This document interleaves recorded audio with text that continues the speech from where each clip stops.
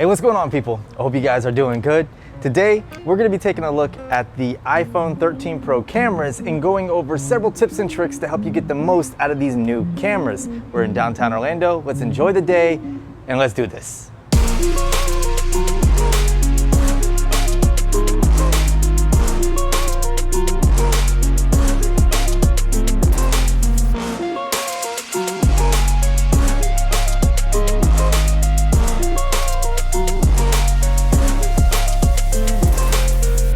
So the iPhone 13 Pro features cinematic video, and if we're being real, it's basically portrait mode for video.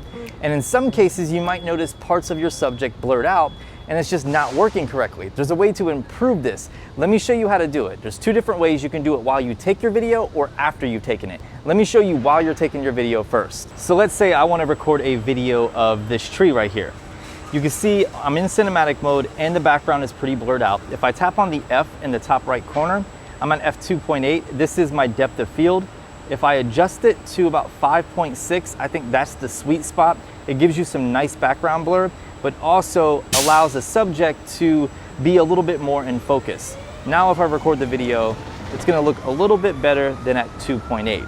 Don't get me wrong, 2.8 is great for certain results, but I honestly think f5.6 is the sweet spot, and you're gonna get the best results if you stick to that number. So the main idea here is if you notice your subject is looking a little funky and there's parts of it that should not be out of focus that are out of focus, adjust that f-stop or your depth of field and make it a little less shallow, and you should get better results. So what's great is even if you don't mess with the f-stop while you're taking the video, you could still adjust it after you've taken the video. So I have a video of my dog right here that I use cinematic mode to capture. And if I tap on edit and then tap on the F in the top left-hand corner, I can adjust the f-stop or the depth of field after I've taken the video. So if I go down to 2.8, I could save it, or I can go up to 5.6, like I said, is the sweet spot in my personal opinion, and then save the video, and then most of my subject will be in focus. So many of these tips and tricks are also going to be applicable to previous iPhones, such as the iPhone 12 Pro or 12 Pro Max. For instance, you can actually get cinematic video on the 12 Pro or 12 Pro Max using an app called Focos Live. Let me show you. If I go into Focos Live and then tap on Take Portrait Video, you can see LiDAR is automatically enabled. And if I hold my hand out, you can see the LiDAR sensor immediately picks up my hand because you could see the silhouette of it in the shutter button. I can switch to the wide angle, the normal or standard camera, and then also the telephoto, and then I can flip it around and use the selfie camera. So we'll go ahead and go back to the standard camera. Up top, I can adjust the exposure. There's different filters. I have different grids, so if I want to do like the rule of thirds or apply a different aspect ratio, I could do that. You can turn on the flashlight, and then you can adjust your frame rate from 30 to 60 frames per second. However, you can export the video in several different frame rates, including 24, 25, 30, 60. And you can also export in different resolutions, all the way up to 4K, which gives Focos Live a little bit of a leap on cinematic video. Focos Live is a free app for all of the basic features, but if you want to unlock the pro features like the higher resolutions for exports, the different frame rates, or HDR video, it's 15 bucks, and that's a one-time payment, and that's pretty good. If you want to see a dedicated video comparing Focos Live on the iPhone 12 Pro Max versus cinematic mode on the iPhone 13 Pro, let me know and I'll add that video in the works. For now, here's a quick example of Focos Live versus cinematic video. Let me know what you guys think. Another really cool thing I noticed on my iPhone 13 Pro, which is probably an iOS 15 feature, is subject detection inside of the Photos gallery. Let me show you because it's actually really neat. So for this example, I'm gonna dive into the Photos app.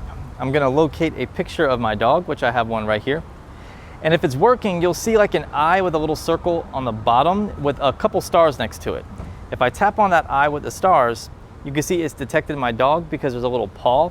If I tap on that paw, it's gonna give me some search results and identify that type of breed. So you can see it's a Yorkie, Yorkshire Terrier, and here's other similar web images.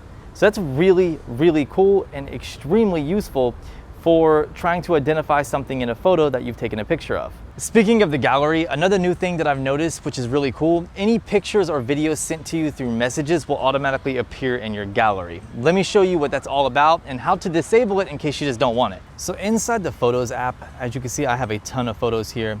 But you'll notice that there's one in particular that stands out because there's a little chat bubble, and that is this video right here. And if I want to save the video, I can tap on the bottom where it says Save Shared Video.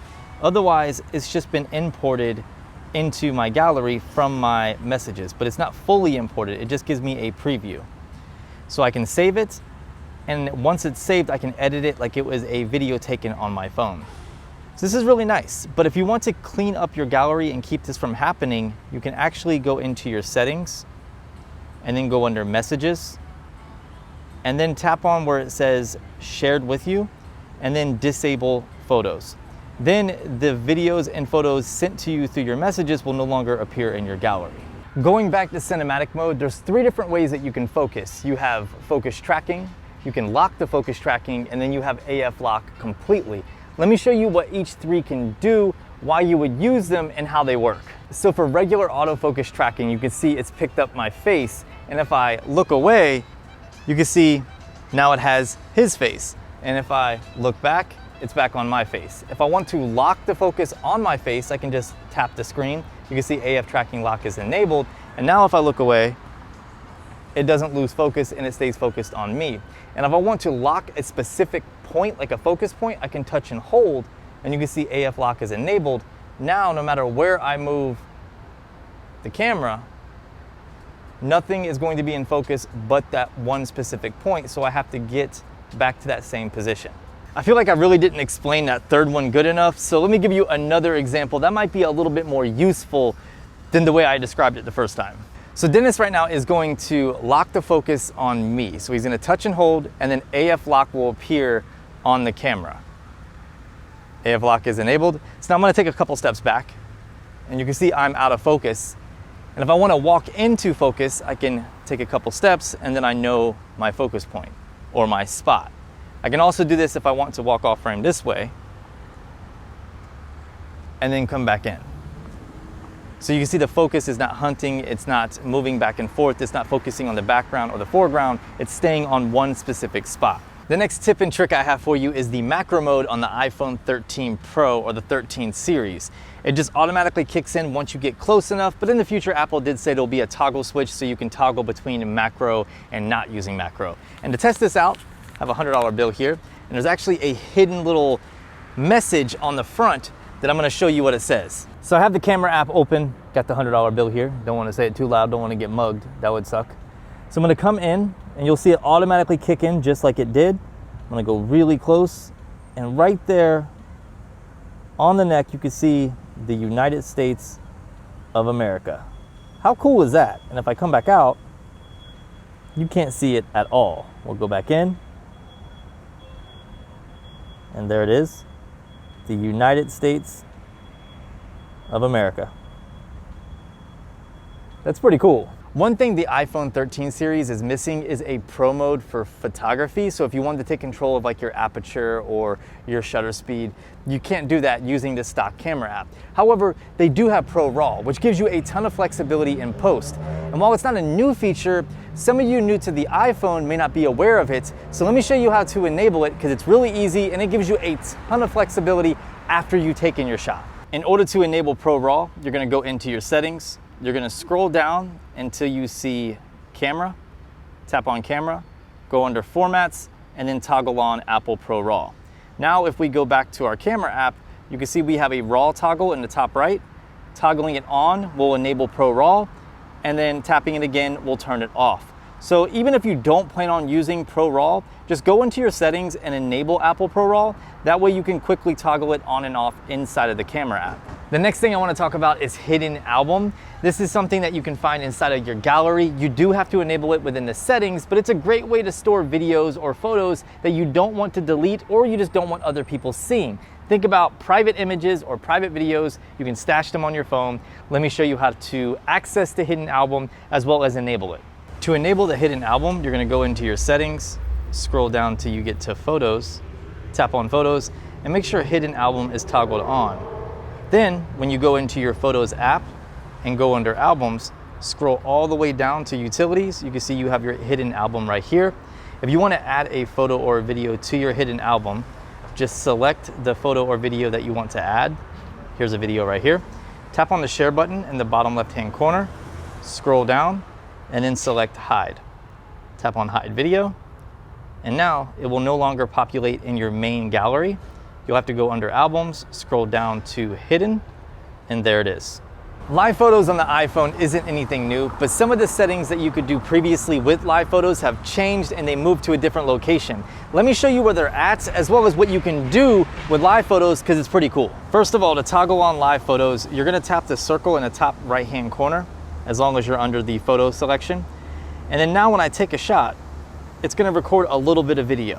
So now if I go back to the shot and press and hold on that photo, you can see I have motion in that photo.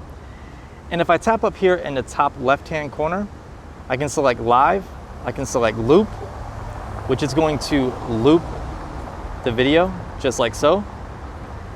I can select bounce, and it's going to bounce back and forth, as you can see. And I can also select long exposure, which is gonna be great for like cars driving past at night.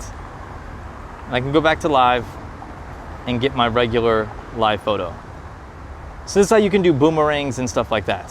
When it comes to the iPhone, Apple has always had their own kind of color science for their photos and for their videos. Now you can customize that color science for photos using Photographic Styles. It's kind of like a filter or a LUT, but a little bit lighter than just your traditional filter or LUT. Let me show you what they are and how you can access them and customize them to make it better for you. You can access Photographic Styles two different ways. You can go into your settings and then go under camera and then scroll down until you see Photographic Styles, select that. And from here you can browse what each style can do and then tap on use that current style. Or to make things a little bit easier, you can dive into the camera app, tap on the arrow in the top, and then tap on the little symbol that has 3 squares in a line, and then swipe to find a style that you want. So you have your standard, you have rich contrast, you have vibrant, you have warm, and then you have cool. And from here, you can select the one that you want to use, like rich contrast, and you can dial back the tone or you can increase the tone. So you can customize it this way, and then once you find the setting that you want, you can tap on warmth and then adjust it this way as well. And you can do this for all of the different styles, including vibrant, warm, and cool. So it's a really cool way to personalize the color profile or color tone of your image. Personally, I like the rich warm, but let me know which one you guys like. Actually, I believe it's called rich contrast because I had it on the warm, a little bit more on the warm side, it was called rich warm. But rich contrast is the one that I like personally.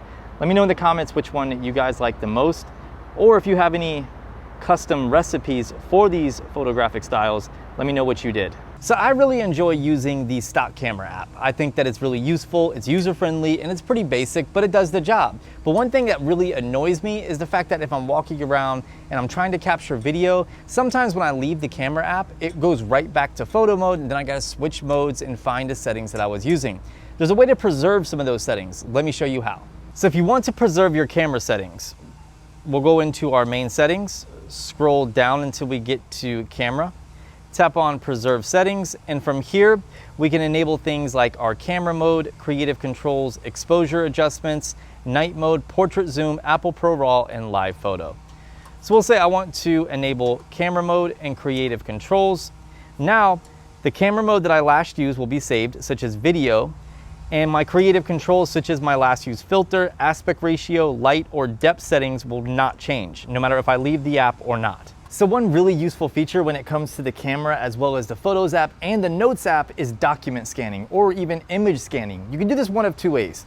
So there's a sign right here that says support your community. Here's what we're gonna do. I'm gonna show you how to do it the first way, which is just using a picture that I'm going to take of this sign. So I'm gonna walk over here, I'm gonna pull up the camera, I'm going to tap on the sign, zoom in, and then take the shot. Now if I pull up the image right here, you'll notice like in the bottom right hand corner, there's like a document scanner sign. And if I tap on that, it's gonna select the text. Now I can tap anywhere on that text, select all. tap on it again, and then I can copy that text and then paste it into a note. Another thing I can do is once I'm inside the camera app here, you'll see the document scanner symbol pops up. I can tap it, and it's going to scan that document. So you can see the text right here, support your community. Now the third way that you could do this is just dive into your notes, create a new note, tap on the blank page, tap the document scanner, slide it up. You can zoom in. You can see what part of the image it's selecting. You can select different portions. So if I want to start here at the top, I can tap on insert. So it says shop small, and then I'll tap anywhere again, select the document scanner, and then swipe up, zoom in a little bit, and then now I'll select the larger portion, tap insert, and you can see shop small, support your community, learn more at shopmall.com or shopsmall.com. I can't read. You see what it says. But that's really cool. I think that's extremely useful. And what's nice is you don't have to actually scan it right then and there. You can just take the photo, like I showed you the first time around, and then add the text later. The last thing I want to talk about is night mode. Now don't get me wrong, night mode works really well on the iPhone, and for a lot of purposes, it's going to be perfect. But there are instances where when you use night mode, your subject might come out blurry, like if they're running. So if they're moving and you notice your subject's coming out blurry, you might want to disable night mode. A lot of people don't know how to do this, so let me show you how to disable it or how to dial back some of that long exposure time. So for the night mode example, I have my subject back there. You can see him, he's moving. I'm going to dial up the night mode to 3 seconds just by tapping on the night mode symbol up there at the top. Or I can tap on the arrow at the top and then tap on the night mode symbol here. So for the 3 second long exposure, I'm gonna go ahead and have him move. And ready? And he's moving. And you can see how blurry the image came out. That's pretty blurry. So let's say you want to turn off night mode. You're gonna tap on the night mode symbol, just swipe it over until you get to the off sign. Now I'm gonna go ahead and take the same photo. Ready? He's rocking. Now let's compare the shots. You can see this one is much sharper than that one. This is a really bad example, but it kind of gives you an idea of what I'm trying to say. And if you want to still use night mode, but then dial back the time, you could follow the same cues just by tapping on the night mode symbol and then going up to maybe 1 second, which is what it's recommending. I'm gonna have him rock again. And now we're gonna take the same shot. And now we'll compare all three. So this is with 1 second long exposure. It's still kind of blurry. This is with night mode turned off, which is the sharpest. And then this is with a 3 second long exposure, which looks the softest. And what's great is you could take this image here with night mode turned off, tap on the edit sign, swipe all the way over until you get to noise reduction, and then apply your own noise reduction to smooth out the photo to your liking. And when you find the right amount to apply, just tap done, and that's it. So there you go. That was several tips and tricks or secrets for the iPhone 13 Pro and 13 Pro Max cameras. These are applicable to other iPhone models. Let me know in the comment section if you were able to learn anything from this video. I really hope you were. Also, let me know what other videos you want to see on the iPhone 13 Pro, as well as that Focus Live versus cinematic mode comparison. I think that could be a really fun video. If you guys enjoyed this video, please remember to give it a thumbs up. Subscribe for more videos just like this, and I'll see you beautiful people in the next one. That spider is going crazy. In the next one.